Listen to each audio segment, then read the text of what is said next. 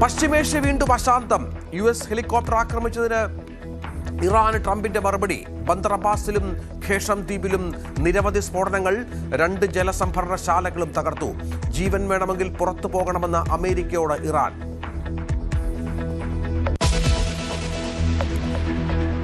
KSRTCയിലെ സ്ത്രീകളുടെ സൗജന്യ യാത്രയ്ക്ക് ഇന്നത്തെ മന്ത്രിസഭാ യോഗത്തിൽ അംഗീകാരം നൽകും. ആദ്യഘട്ടം ഓർഡിനറി ബസ്സുകളിൽ മാത്രം.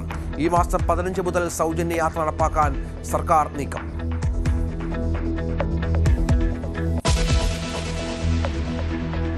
വടക്കൻ ജില്ലകളിൽ ശക്തമായ മഴ. 5 ജില്ലകളിൽ യെല്ലോ അലർട്ട്. മണിക്കൂറിൽ 50 കിലോമീറ്റർ വരെ കാറ്റിനു സാധ്യത.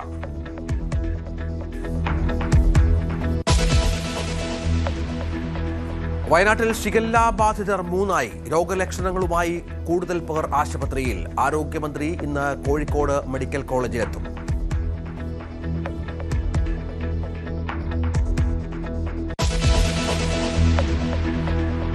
സംസ്ഥാനത്ത് ട്രോളിംഗ് നിരോധനം പ്രാബല്യത്തിൽ. ജൂലൈ 31 വരെ 52 ദിവസം നിരോധനം. യന്ത്രവൽകൃത ബോട്ടുകൾക്ക് കർശന വിലക്ക്.